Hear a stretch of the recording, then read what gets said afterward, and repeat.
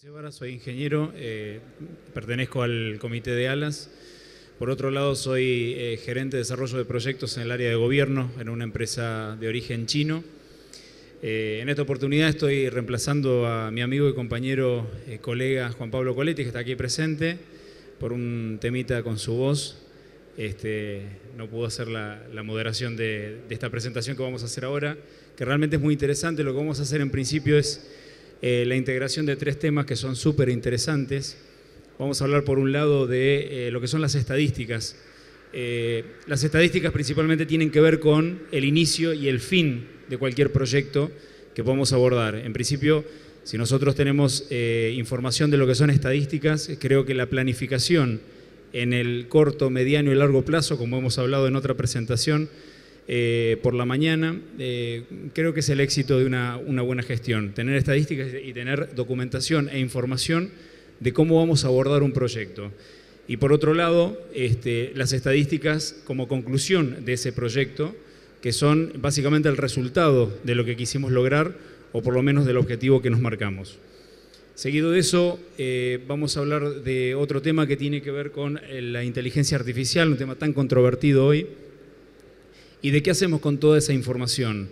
O sea, hoy tenemos dispositivos y la tecnología nos permite generar mucha metadata, pero ¿qué hacemos con esa información? Digo, nosotros como ingenieros, o por lo menos desarrollo de proyectos y tecnologías que tienen la capacidad de generar mucha información, nosotros podemos decirle al cliente final: esta es la información que te podemos otorgar para que hagas tu desarrollo. Bueno, lo importante es qué hacemos con esa información. A modo de ejemplo, podemos tener una montaña de captura de patentes y LPRs e información que no sabemos qué hacer. Para eso generamos una lista blanca, una lista negra, y a partir de eso, bueno, trabajar para lograr un objetivo. Y por último, con Macarena, que esté allí al último, vamos a hablar de un tema particularmente para mí nuevo, que tiene que ver con el diseño urbano. Ella es doctora en diseño urbano y nos va a explicar un poquito cómo podemos diseñar ciudades, barrios, para hacer mucho más eficiente la gestión de seguridad. Así que le voy a ceder la palabra para que integremos estos temas tan interesantes. En principio, arranca Sergio. Bueno, buenos días a todos. Mi nombre es Sergio Mazzoni, soy ingeniero y actual presidente del Comité Nacional de ALAS. ALAS es una asociación, es la Asociación Latinoamericana de Seguridad. Es una entidad que nuclea a más de 700 socios activos. Está presente en más de 25 países de la región. Llega y entrega certificaciones y cursos hoy en día a más de 11.000 usuarios, y tenemos más de 10 comités nacionales a lo largo de toda la región. La asociación lo que brinda es poder acercar información en todo lo que se refiere a temas de seguridad a los distintos actores y usuarios de la tecnología, no solamente los fabricantes, las empresas que desarrollan, venden, comercializan ese tipo de soluciones, sino también a los usuarios, a los municipios, la gente que consume eso, de manera tal de que los consumidores puedan tener información imparcial desde el lado de la asociación. La asociación brinda un servicio a lo que son usuarios finales, municipalidades, gobiernos, para que se puedan asociar sin costo para poder llegar con este fin al mercado. Bien, vamos a hablar de estadísticas, pero con un fin: entender qué hay detrás de las estadísticas y el por qué. ¿Cuál es la situación mundial en términos de población? ¿Sí? 56% de la población mundial vive en ciudades, y para el 2050 va a ser aproximadamente el 68%. Esto es a nivel mundial. Ahora, en Latinoamérica este índice es mucho más alto. 86% de la población vive en ciudades, y para el 2050, o sea, en 25 años más o menos, más del 90% de la población en Latinoamérica va a vivir en las grandes ciudades. Latinoamérica tiene varias megaciudades, ¿sí? De más de 10 millones de habitantes: México, San Pablo, Buenos Aires, por nombrar algunas. Bogotá, Lima están en camino a ser megaciudades. Y hay muchas ciudades pequeñas con más de 1 millón de habitantes, ¿sí? En otros países, en otras regiones, la distribución es mucho más aplanada. Seguimos con algunos datos. El 3% de la Tierra es el espacio que ocupan estas ciudades. Pero entre el 60 y el 80% de consumo de energía viene de las ciudades. 75% de emisión de carbonos en las ciudades y producen el 80% del PBI mundial. Para que empecemos a ver esta desproporción que hay con las ciudades. A nivel mundial, 1.600 millones de personas, o sea, el 20% de la población, vive en viviendas inadecuadas, ¿sí? 20%. 60% viven en barrios marginales o asentamientos inadecuados. Este es un contexto que debemos entender, ¿no? Porque cuando hablamos de ciudades inteligentes, tenemos que entender que gran parte de la población está en esas condiciones. Entonces el salto y el cambio es abismal. Y es un gran desafío para poder llevarlo a cabo. Otro dato, ya metiéndonos en la parte de inseguridad, y ahora después van a ver en un rato por qué. 8% de la población mundial posee el 33% de los asesinatos. 40 de las 50 ciudades más violentas del mundo se encuentran en Latinoamérica. 14 de las 25 ciudades con más femicidios del mundo. 14, o sea, más de la mitad. 630 millones de habitantes son los que viven en Latinoamérica. 210, ¿sí?, están en situación de pobreza. O sea, más de 1/3 de la población de Latinoamérica en situación de pobreza. Y 85 millones en pobreza extrema. Es la región más desigual del planeta. 10% de la población más rico recibe el 37% de los ingresos y 40% más pobre el 10%. Todos sabemos que hay una economía informal, es el 40% en esta región, casi la mitad. Y otro índice también que es real y a la vez triste, es 1 de cada 5 jóvenes entre 15 y 24 años no estudia ni trabaja. O sea, y esto es más de 20 millones. Si pensamos que esa es la fuerza productiva o que se va a convertir en la fuerza productiva, tenemos un porcentaje muy alto de una fuerza que no la vamos a tener. Todo esto, de este contexto, porque la pobreza, la escasez de recursos, genera más criminales, más delitos. Entonces, no solamente nos tenemos que ocupar de atender los delitos, sino cómo prevenirlos. Y esto empieza desde mucho antes. La definición de la UNECE de lo que son ciudades inteligentes, ¿no? Inteligentes, sostenibles, ciudades innovadoras, que utilicen TICs, que mejoren la calidad de vida, la eficiencia, la operación, los servicios urbanos, la competitividad, garantizar y satisfacer las necesidades de las generaciones presentes, propiamente de los ciudadanos y de sus generaciones futuras, sus hijos, en aspectos económicos, sociales, ambientales y aspectos culturales. Esto es una definición de lo que quieren hacer con las ciudades inteligentes. Por otro lado, tenemos el paradigma, ¿no? Que hay gente que dice, bueno, las ciudades primero deben comprometerse con los ciudadanos para comprender sus necesidades y luego pueden aprovechar la tecnología para abordar estas necesidades. Y esto es lo que pasa, ¿de qué nos sirve? Antes, en otra charla decían, bueno, uno puede comprar 50.000 cámaras, 10.000 cámaras, pero si no tengo la gente para operarlo, ¿de qué me sirve? Yo le puedo dar computadoras a los nenes, pero si no tengo electricidad o no tengo internet, tampoco me va a servir. Esto es algo parecido, ¿sí? Hay necesidades primarias. Hay muchas iniciativas, muchas instituciones. Yo me voy a detener en una para poder abordar el tema de la seguridad y que veamos cómo estamos parados. Estos son los 17 objetivos que la UNECE definió como desarrollo sostenible. Seguramente los han visto en otras presentaciones. Pobreza, calidad de vida, etc. Nos vamos a enfocar en el número 11, que es lograr que las ciudades sean más inclusivas, seguras, resilientes y sostenibles. Poco en lineamiento con lo que es el título de nuestra charla. Hay propuestas, ¿sí? En lo que es la Agenda Hábitat 3, para hacer asentamientos humanos y las ciudades sean más incluyentes, seguras y resilientes. Esto es el apartado 11. ¿Y cómo hacen para lograr esto? Bueno, gestionar la seguridad urbana a través de la cooperación entre gobiernos, sectores privados y la sociedad civil. Un poco en este contexto tenemos que empezar a ver que no es solamente la tarea de una unidad, de un gobierno, sino que es una tarea de todos, incluyendo al ciudadano. Hay que crear la cultura de prevención, hay que crear ambientes seguros y obviamente la tecnología permite poder hacer todas estas tareas. Ahora, les quiero mostrar el ranking de IMD, que es una institución que va nucleando. Este año ya tiene 141 ciudades, hace 2 años atrás había 118, se van agregando. Y lo que hace es hacer preguntas a los ciudadanos en base a adopción de tecnologías, en lineamientos de salud, seguridad, movilidad. Coloca un índice también de la ONU, ¿sí? Y las rankea. Y ese índice de la ONU está alineado en lo que es la esperanza de vida, la educación y los ingresos, ¿sí?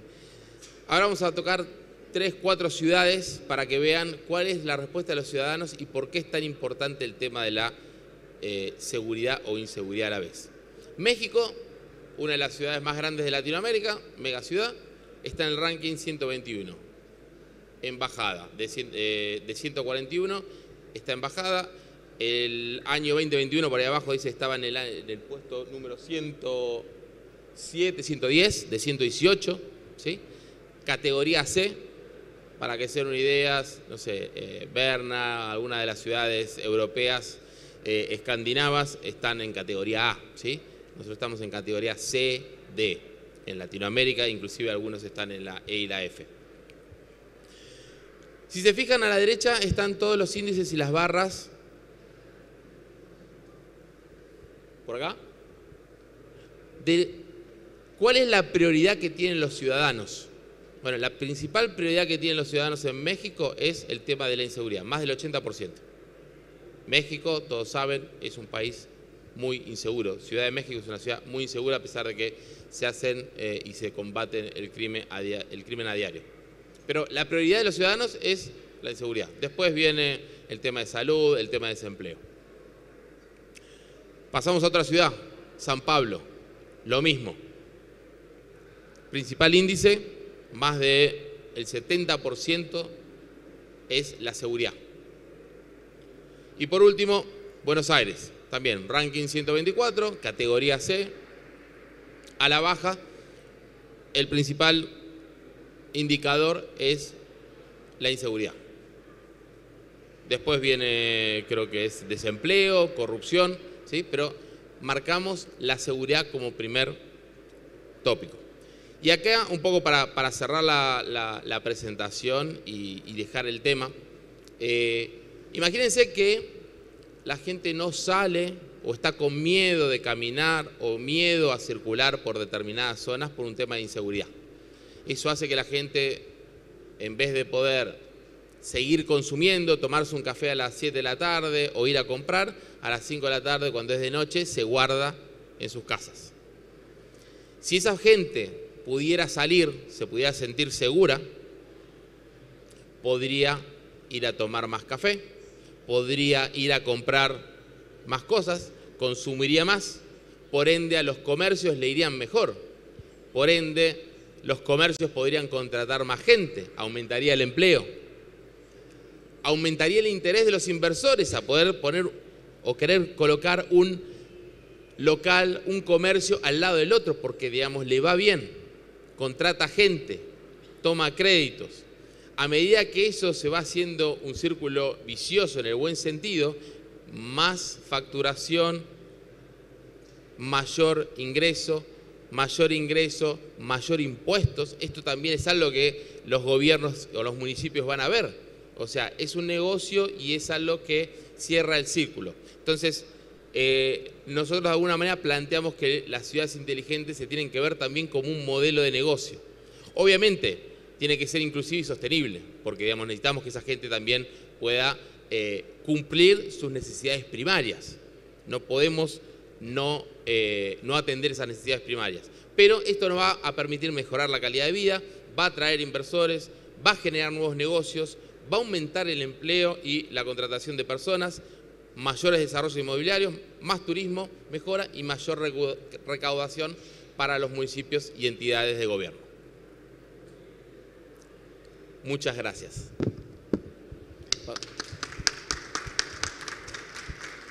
Bueno, fíjense qué interesante lo que plantea Sergio, lo que les decía al principio, el tema de los datos, las estadísticas.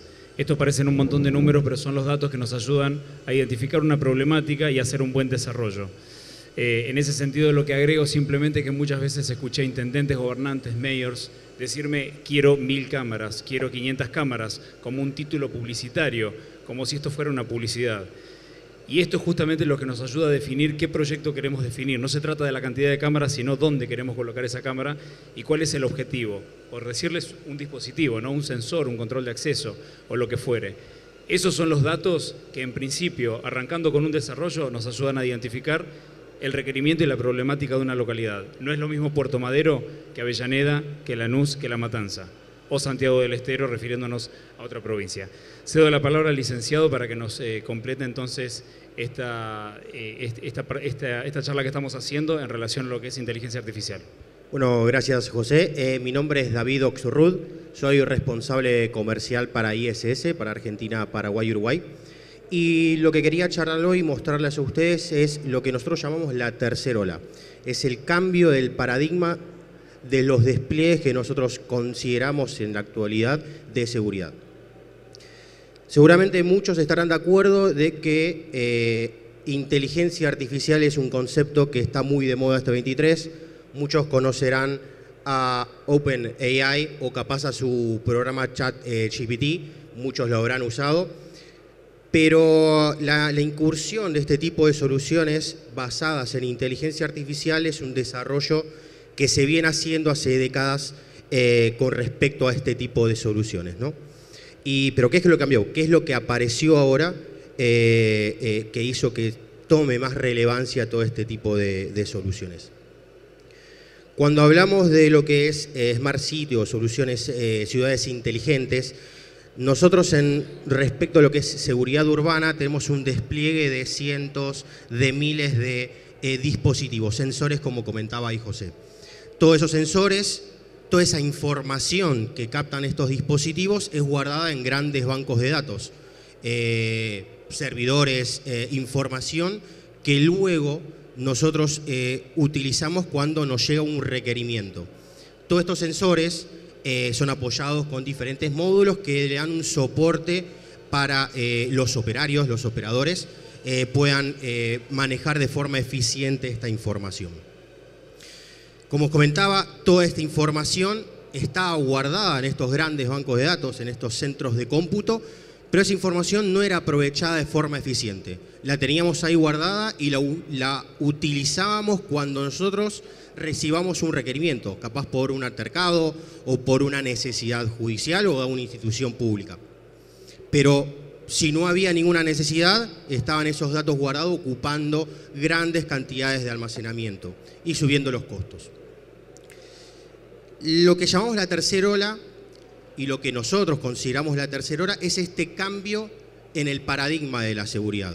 No solamente pensar como dispositivos sumamente necesarios porque son los que captan la información, sino ya pensar a la seguridad como el aprovechamiento de toda esta información y posterior análisis que nosotros hacemos de lo que tenemos guardado, ¿no? No esperar hasta que haya un requerimiento, sino ya dejar que la misma inteligencia artificial sea la que llame la atención y nos ponga en foco de situaciones que nosotros debemos prestar atención.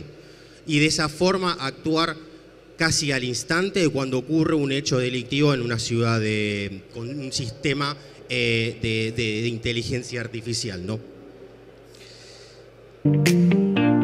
Diferentes opciones tenemos que ya están costo-beneficio probadas y funcionando, desde análisis de situaciones de vandalismo, de graffiti, de comportamientos de personas que nos pueden alertar de situaciones sospechosas, como también pensar y salir un poco de lo que es seguridad, ¿no? De una cámara de seguridad únicamente pensado para la protección del del ciudadano, ¿no? de la comunidad, sino también utilizarla para mejorar lo que es el tráfico y mejorar los flujos de tránsito de nuestras autopistas, de nuestras vías de circulación, para también impactar en la salud de nuestros ciudadanos.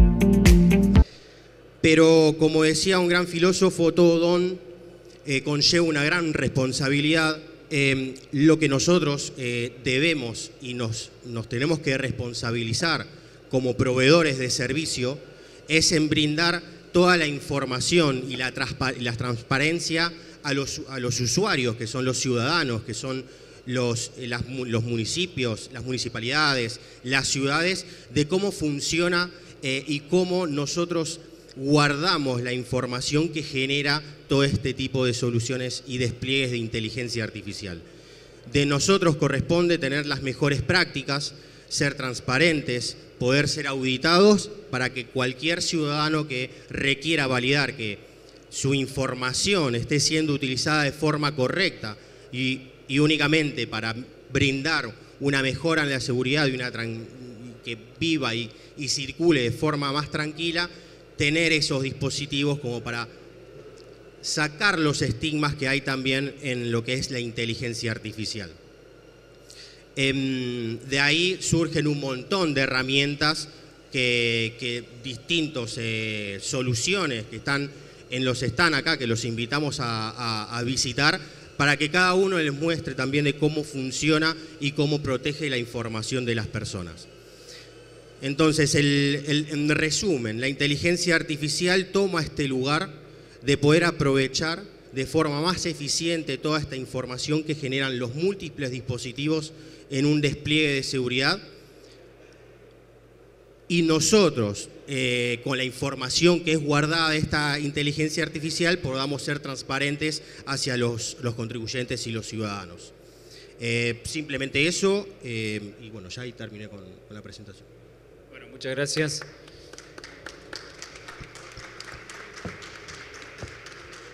Simplemente agregar que, como lo hemos hecho en otra disertación, parecería ser que la inteligencia artificial nos va a reemplazar. Yo opino todo lo contrario, al igual que lo decía Juan Pablo hace un instante.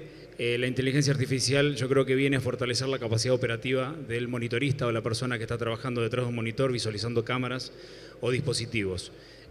Hace muy poco tiempo, 10 años, podría decir que el monitorista tenía 60 cámaras o dispositivos frente a su retina, lo cual era imposible que pudiera detectar algún evento. La inteligencia artificial, justamente esa montaña de metadata, nos ayuda a ser más predictivos sobre los sucesos y así de esa forma ser más eficientes a la hora de tomar una decisión. Es simplemente eso lo que agrego, así que esa es mi opinión. Creo que fortalecemos al monitorista, fortalecemos la capacidad operativa y creo que la inteligencia artificial vino a ayudarnos y a trabajar en conjunto. Así que bueno. José, eso es un poco también el estigma que nosotros le damos a la inteligencia artificial, que nos va a reemplazar. La realidad es que no, obviamente va a tener que haber una persona física que tome la decisión final de lo que está ocurriendo. Y eso es algo que con la educación, con este tipo de eventos, con este tipo de charlas, nosotros, los proveedores de este tipo de servicios, queremos comunicar también al ciudadano de cómo funcionan y cómo trabajan este tipo de soluciones.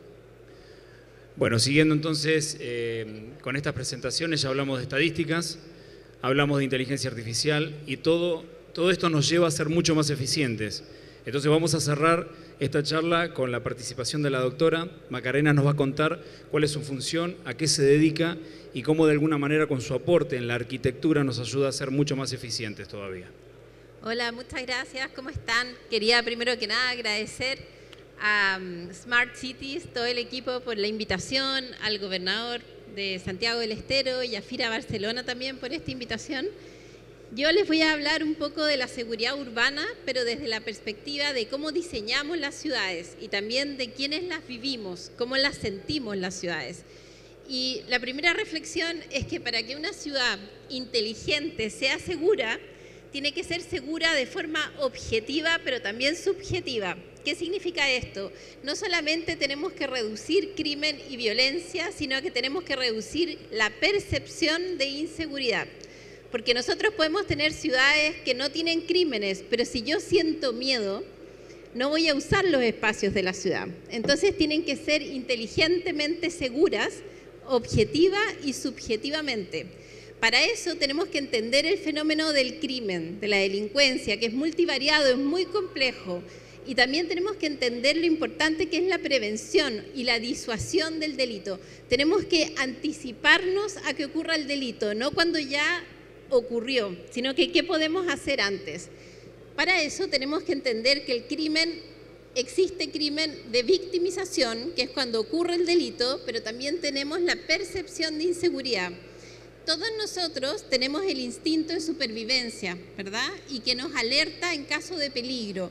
El problema está en que cuando tenemos tanto miedo por las noticias, por lo que alguien nos contó, no salimos de la casa, como ustedes bien comentaban. Entonces, podemos hacer distintas estrategias urbanas para reducir esa percepción de inseguridad. Y ahí aparece esta metodología que se llama CEPTED, Crime Prevention Through Environmental Design, o prevención del crimen a través del diseño ambiental. Es una metodología que no es nueva, tiene más de 50 años desde que se inventó en Estados Unidos y lo que busca es evitar el delito de oportunidad. Busca evitar con el diseño del espacio que el delincuente encuentre dónde cometer el delito. La oportunidad hace al ladrón, muchas veces hemos escuchado eso, por lo tanto tenemos que reducir los campos visuales, tenemos que evitar lugares trampa. Son 5 los principios de CEPTED: vigilancia natural, control natural de accesos, reforzamiento territorial, mantenimiento y participación comunitaria. De hecho, el CEPTED de primera generación, que fue el primero que partió, ve cómo diseñar, por ejemplo, esa calle que ustedes ven ahí, cómo tienen que ser los antejardines, si los árboles son fáciles para que alguien pueda escalar, como escaleras, por ejemplo, elementos que muchas veces los arquitectos urbanistas no piensan, pero que son importantes. Segunda generación de CEPTED, ¿cómo son las comunidades que habitan la ciudad? Tenemos comunidades vulnerables, tenemos jóvenes que están entrando en carreras delictuales, hay grupos de traficantes, ¿cómo se organizan esos grupos? Tenemos adultos mayores. Y CEPTED de tercera generación tiene que ver con la pirámide de Maslow. ¿Son felices las comunidades en estas ciudades inteligentes o no son tan felices? ¿Están realizadas las comunidades?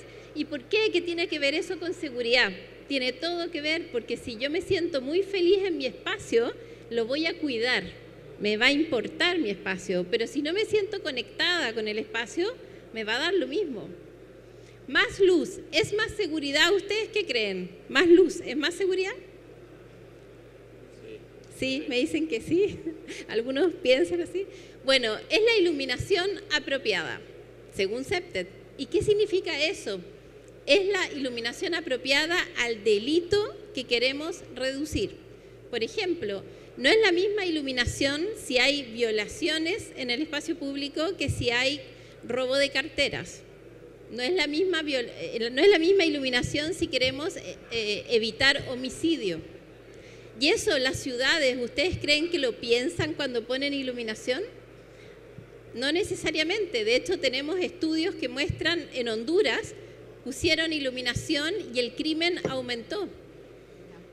Por ejemplo, este es un mapa de iluminación que estamos construyendo para el gobernador de Santiago en una estación de intermodal de metro y buses, y lo que hicimos fue cruzar este mapa con percepción de inseguridad de mujeres cerca de la estación intermodal. ¿Cómo lo hicimos? Con encuestas a transeúntes mujeres, a 100 mujeres en las principales esquinas. Y si ustedes se fijan, los lugares que tienen más nivel de inseguridad son aquellos que tienen menos iluminación o lugares que llamamos frontera en el espacio público. Cuando nosotros hemos puesto iluminación apropiada, que es justamente la que la comunidad necesita, como este ejemplo en un proyecto en Patagonia de vivienda social donde pusimos 14 lámparas, tenemos resultados muy importantes estadísticos medidos de cómo decae la percepción de inseguridad. También hemos trabajado mucho con mujeres en México, los colegas comentaron sobre la Ciudad de México, que es complicada. Esto es un estado mexicano, Zacatecas, donde la ONU Mujeres nos pidió que hiciéramos rutas seguras para mujeres, porque había mucho feminicidio. trabajamos en 3 municipios, Fresnillo, Zacatecas y Guadalupe. Y trabajamos con mujeres de forma participativa para ver qué diseños ellas preferían para sentirse más seguras. Y uno de los elementos que nos llamó la atención es que las mujeres sienten más seguridad cuando otras mujeres las están mirando. Por lo tanto, la idea fue hacer un recorrido de murales de mujeres que miran a otras mujeres. Y uno diría, qué cosa más simple, qué básica, pero eso afecta positivamente de que estas mujeres se sientan más seguras. Otro aspecto importante en el diseño es, por ejemplo, los pasos de cebra o vehiculares, donde mujeres sientan que no van a ser atropelladas. Si ustedes se fijan, para ellas son muy importantes. Y también hemos trabajado en Chile, en Puente Alto, con adultas mayores, mujeres que son mayores, en Andes del Sur, donde hemos trabajado, por ejemplo, con sus nietos y nietas, acá haciendo nubes de sueño. Estos dibujos de Sueña tu Villa los hicimos justamente durante pandemia y un poquito después de pandemia, y me llama la atención, si ustedes se fijan en ese dibujo de Joaquín Escobar, que se dibuja a él y pone yo, bien grande, y después dibuja la casa en el árbol. Eso nos muestra el nivel de salud mental deteriorado que tenían niños y niñas durante pandemia, donde no podían jugar con otros amigos, sino que tenían que mirar o imaginarse cómo era jugar con ellos. Toda esta información subjetiva de percepción es muy complementaria con la información que mostraron los colegas de tecnología, y por eso una ciudad segura e inteligente no solamente tiene que ver lo cuantitativo, sino que esto subjetivo. Y para cerrar, con estas mismas vecinas, las capacitamos en hacer murales para que construyeran juntas la historia de su villa. Y fue inaugurada por el alcalde de manera muy positiva. CEPTED, esta metodología que yo les muestro, ya tiene un estándar ISO CEPTED 22341. Es una metodología que cuando se aplica bien, funciona muy bien en reducir delitos de oportunidad, aumentar la percepción de seguridad de la comunidad y aumentar la cohesión comunitaria. Y si quieren más información, www.cepted.net. Muchas gracias. Ahí está. Quédate ahí, Macarena. Gracias. Bueno, a partir de este momento se abre un debate, las consultas que quieran hacer. Yo en principio a mí se me ocurre una consulta para hacerle a Macarena, que todos podemos participar. Recién antes de que iniciáramos la charla tuvimos una conversación muy nutritiva en una meeting room de otro lugar, y hablábamos de esto de erradicar, ¿sí?, la inseguridad hacia otra localidad, hacia otro partido. A mí me tocó particularmente trabajar en muchos municipios de la provincia de Buenos Aires con una gestión muy eficiente en luz, cámaras, acción, porque de eso se trata. Pero ¿qué pasa? El municipio aledaño recibe toda la inseguridad que erradicamos. Entonces, en ese sentido, yo la primera consulta que tengo para hacerle es cómo trabajamos desde la arquitectura o cómo trabajamos desde las herramientas de inteligencia artificial, estadísticas o todo lo que puedan aportar mis colegas en este sentido. Ella hizo una mención que creo que fue de otro colega, de que podría terminar todo en el mar si siguiéramos erradicando. Pero bueno, me gustaría que profundices ese tema, a ver qué opinión tenés. Bueno, yo creo que es muy importante, lo que nos muestra la evidencia es que mientras más participativo es el diseño de la ciudad, más sabemos lo que las comunidades necesitan. Y eso no pasa mucho. Muchas veces se construyen barrios, se construyen espacios públicos desde un despacho privado y se le pone tecnología, por ejemplo, pero no se hacen procesos participativos. Y nosotros en CEPTED creemos en la coproducción de seguridad. Y por eso la sabiduría de los vecinos y las vecinas es muy importante de considerar. Yo creo que es clave y es una forma de hacer ciudad que es distinta. Bueno, yo para complementar y un poco, nosotros nos conocimos hace poco, con Macarena, con el licenciado, media hora, una hora antes de sentarnos acá delante de ustedes, y cada presentación no estuvo pensada, pero todas comparten cosas en común y todas tienen los mismos objetivos en el fondo. yo hago una analogía y traslado lo que volcamos acá a decir, si no entendemos cuáles son las necesidades primarias de esas comunidades, de esos ciudadanos, va a ser imposible poder darles lo que necesitan. Aparece la tecnología al servicio de la comunidad y ahí es donde empezamos a tener, digamos, la tecnología que nos complementa con lo que queremos hacer. Y obviamente, como punto final, y algo que decía, ¿no? Macarena sobre ser objetivos y subjetivos. No importa que nosotros pongamos 10.000, 15.000, 200.000 cámaras, 300.000 patrulleros, si nosotros tenemos esa sensación de inseguridad, no sirve, porque no nos van a permitir desarrollarnos, evolucionar, tener una mejor calidad de vida. Y yo lo que puedo sumar es que yo entiendo que la seguridad debería ser compartida.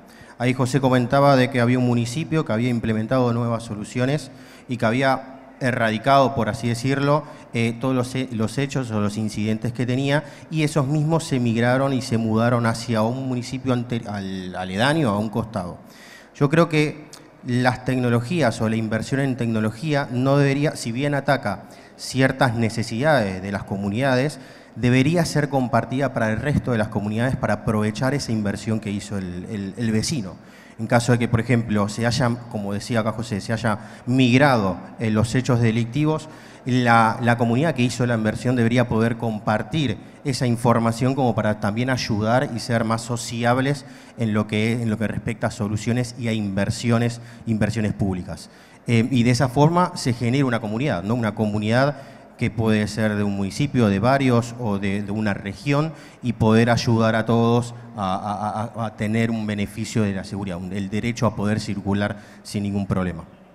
Exacto, bueno, me gustó mucho ese término, que dejemos de ser cretinos desde la política y dejemos de pensar en colores políticos que amarillo o azul. Coletti, ¿usted quiere hacer alguna pregunta?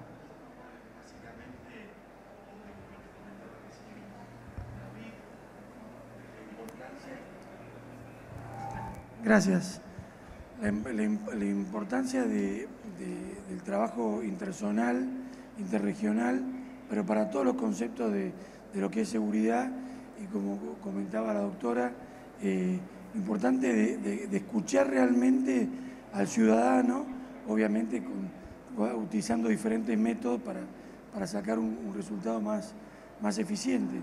Pero yo lo comentaba en esa sala también, que no tiene nada que ver los recursos que tiene el municipio, porque nosotros tenemos un caso de un municipio que es uno de los más ricos de la zona norte en la ciudad de Buenos Aires, la provincia de Buenos Aires, y este municipio hace totalmente lo contrario, lo que diseña estrategias de seguridad según lo que ellos estiman, y justamente sin involucrar al ciudadano en todo esto, y termina justamente teniendo al ciudadano en contra, porque le puso la cámara donde había un patrullero y donde había un policía. 3 recursos en el mismo lugar, ciencia, sin conocimiento, ¿no? Y de vuelta, todos los que operamos en la seguridad física, la seguridad electrónica, tenemos que estudiar cada vez más, porque esto va a una velocidad que no tiene límites. La ley está 15 años atrás y la ética 5 años atrás, y arriba de nosotros está la electrónica que va cada vez más rápido, no se puede parar. Así que bueno, gracias José por preguntar. Correcto, gracias Juan Pablo por tu aporte, y acá sumo un tópico más a todo esto que estuvimos hablando, que tiene que ver con el empoderamiento de la sociedad. Creo que estamos todos de acuerdo en que tiene que haber participación ciudadana para el desarrollo de un plan de seguridad estratégico y que todos seamos responsables de lo que estamos viviendo. ¿Alguno que quiera agregar algún comentario o hacer alguna consulta? Quedamos atentos. Ahí viene corriendo. Sí. Gracias. Creo que la seguridad, la sensación objetiva o subjetiva, no se soluciona solamente con la tecnología. Me parece que la tecnología no debería ser un fin en sí mismo, sino una ayuda, un puente entre la necesidad del ciudadano, en definitiva, que es a quienes, o para quienes nosotros estamos haciendo lo que hacemos, y aquel que diseña una política de seguridad con la tecnología adentro. Pero adentro tiene que haber otras cosas, o sea, tiene que estar la gente, tiene que estar el ciudadano, tienen que estar todos los actores que son parte de esa seguridad. Digo, la tecnología me parece que, nada, todos nosotros vivimos la tecnología, pero me parece que no debería ser un fin en sí mismo, debería ser un puente. Bueno, este es otro aporte también muy interesante porque cada uno de nosotros tenemos, aparte de la participación en ALAS, una responsabilidad paralela en empresas privadas, locales, multinacionales, regionales, y es muy valedero que todos convivamos con estas opiniones, nos escuchemos y que sea fructífero, digamos, saquemos conclusiones para que llevemos adelante un plan de seguridad y que sea eficiente para todos los ciudadanos. La política, yo como conclusión, digamos, ahora te cedo la palabra, la política con el plan efectivo de seguridad pueden ir juntos, pero tenemos que saber distinguir entre lo que es la política y lo que es el plan efectivo de seguridad, técnico si se quiere. Esas cosas se pueden mezclar, pero pongamos un ojo en alto ahí, porque el spot publicitario de que quiero esto no es eficiente. No, yo quería un poco ahí, bueno, Ricardo, dale. ¿Qué tal? ¿Cómo les va? Es una pregunta, en realidad más para que desarrollen, más o menos la sabemos la respuesta, pero es más interesante que lo digan ustedes que yo. ¿Qué pasa en los casos muy característicos de distintos municipios de Argentina donde no tienen presupuesto para encarar un sistema de iluminación, seguridad electrónica? ¿Cómo pueden acceder a través de los privados? ¿Cómo pueden acceder a través de distintos sistemas de contratación? Bueno, en uno de los puntos, cuando tocamos el objetivo número 11, mencionamos que las fuerzas, los gobiernos, los sectores privados tenían que interactuar. Esto es fundamental, digamos, no se puede tener un presupuesto infinito y todos sabemos que muchas veces no se dedica el presupuesto para los fines más importantes, sino para otras cosas. Existen, digamos, un montón de maneras. Hay últimamente lo que son los modelos de servicio que son, digamos, aplicados a otro tipo de tecnologías o productos.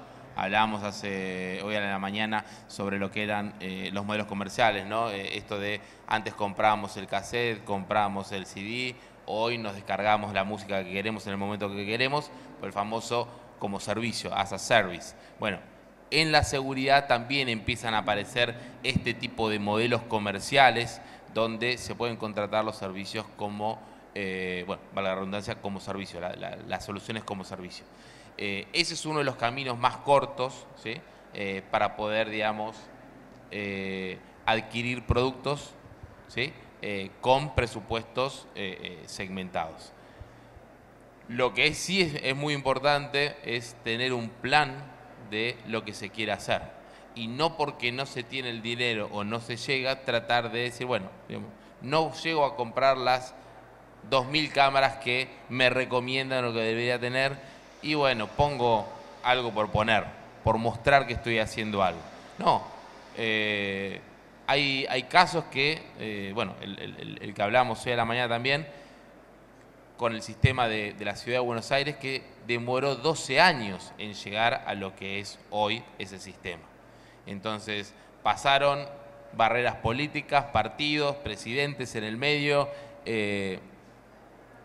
para poder llegar a un fin común basado en los principios y lo que se quería hacer. Sí. Quería agregar que quizás no es un ejemplo argentino y conectando con lo que tú dijiste, pero es del municipio de Puente Alto en Chile, también conectando con que si uno tiene la claridad de lo que quiere lograr, como un buen diagnóstico, por ejemplo, de seguridad urbana, lo que hizo el municipio de Puente Alto no tenía el recurso para contratar el alumbrado público o más lámparas que necesitaba, entonces inventó unas lámparas móviles, que yo la verdad no las he visto en ninguna otra parte hasta el momento, que fue tener lámparas arriba de camionetas. Entonces, con un mapa de calor, de crimen, donde veía los horarios de mayor crimen, movía estas lámparas a esos lugares para acompañar los flujos peatonales. Por ejemplo, de personas que volvían de trabajar de noche y salían en 3 estaciones de metro donde había más crimen. Entonces, a la larga también, cuando uno sabe con un buen diagnóstico cuál es el problema, puede ser súper creativo o creativa en las soluciones y hacer más eficiente el recurso. Gracias, Macarena. Sí. Sí, y bueno, yo creo que los tres estamos de acuerdo en que para delimitar o para revisar cuál es la inversión cuando tengo un presupuesto acotado, los tres estamos de acuerdo de que es fundamental bien cuál es la problemática que yo quiero resolver. Ahí Sergio decía, bueno, capaz la problemática que tengo es tal y yo necesito tanta cantidad de equipamiento. Bueno, veamos, acotemos la implementación a los recursos y al presupuesto que tenga el municipio. Vemos cuáles realmente las problemáticas, cuál es lo urgente de lo importante y de esa forma empezamos a trabajar en conjunto y empezar a aplicar estas soluciones de forma escalada. Y hasta, como decía Sergio, 12 años tardó el gobierno en la ciudad en terminar el proyecto que tenía en la cabeza. Lo mismo así puede hacer un municipio que tiene poco presupuesto. Sí, quiero contar algo que hicimos desde ALAS la semana pasada. Organizamos un encuentro tecnológico donde hubo charlas, paneles. Uno de los paneles fue una charla, un acting, como si hubiese sido un post-robo en un barrio cerrado, ¿no? Y entonces estaban el que hacía de intendente, el que hacía de la empresa de seguridad, el abogado, y se planteaba debate qué es lo que pasa realmente en ese tipo de situaciones. Entonces, se mencionaba como caso también hace un rato que al haber hecho una buena implementación erradicaron de un municipio a la delincuencia, pero esa delincuencia pasó al municipio de al lado. Por el otro lado, y un poco también para que nosotros tomemos conciencia, acá hay personas que viven en diferentes ciudades, algunas vivirán en departamento, otras en casa, algunas en algún barrio. Y lo que ocurre es que las personas cuando se sienten inseguras buscan esa seguridad, buscan mudarse de un barrio a otro, buscan irse a un edificio porque el edificio tiene seguridad las 24 horas y entonces se sienten más seguros que si están en una casa que tienen que contratar cámaras y servicios de monitoreo de alarma. Se mudan a barrios cerrados, que obviamente los barrios cerrados se promocionan como lugares seguros, con seguridad, perímetros, pero después esos barrios son robados, entonces las personas se preguntan a dónde nos vamos. Y acá, bueno, para que levanten las manos, ¿quiénes han sentido en algún momento, en las últimas semanas, alguna sensación de inseguridad? Los que no levantan la mano ya lo tienen muy incorporado. 102%. Entonces, todos tenemos incorporados, y esto pasa en nuestra región, no hablo de país, sino región, porque esto es la región de Latinoamérica, que evitamos ir por una calle que no esté iluminada. Entonces preferimos las calles que están iluminadas. Entonces lo que decía Macarena sobre la iluminación es cierto y nos da una sensación de seguridad esa luz. Por ahí no es real, porque igual nos van a robar la cartera si están iluminados, pero hay otro tipo de delitos que sí van a ser más difíciles que los cometan. Pero lo tenemos incorporado. Tenemos incorporado evitar esa calle, tenemos incorporado no salir a determinadas horas, por eso decía, hay ciudades que están tratando de extender y dar esa seguridad para poder desarrollarla más, para poder, digamos, consumir. Si alguno ha ido a otras ciudades en la región, Bogotá, por ejemplo, Argentina es una ciudad, es un país donde hay mucha actividad nocturna, mismo en todas las ciudades. Hay otras ciudades de Latinoamérica que después de las 9 de la noche no salgan, no hay nada, no se puede ir a comer, 11 de la noche no se puede ir a encontrar un restaurante abierto. Pero uno lo tiene incorporado. Entonces, somos nosotros los que tenemos que también demandar este tipo de necesidades en pro de encontrar espacios con una mejor calidad de vida. Bueno, les puedo asegurar, digamos, yo tengo una nena, mi preocupación es cómo hago. Yo jugaba en la calle cuando tenía 10 años. me iba solo al club, me tomaba un colectivo. Y hoy yo hablo con mis compañeros, mis colegas, mis amigos, y ninguno manda a sus hijos que tienen 10, 12 años en colectivo. Los que lo mandan en horario diurno, ¿no? Mediodía. Nunca a las 7 de la mañana, nunca a las 10 de la noche. Entonces, eso también ha hecho que nos acostumbremos. Y esa costumbre creo que es difícil también de erradicar, pero bueno, con prácticas, con políticas, con objetivos claros, en el mediano y largo plazo se puede hacer, como mencionábamos el ejemplo de la Ciudad de Buenos Aires. Bueno, muchas gracias. Quedan escasos 5 minutos. No sé si tienen alguna otra consulta. Si no, damos por cerrado. Gracias por la participación, chicos. Ha sido muy nutritivo cómo hemos integrado todos los temas y cómo de alguna manera terminamos entendiendo que necesitamos de todas estas herramientas para un plan de seguridad o el desarrollo de un proyecto que tenga eficacia. Así que bueno, muchas gracias y nos vemos la próxima. Gracias.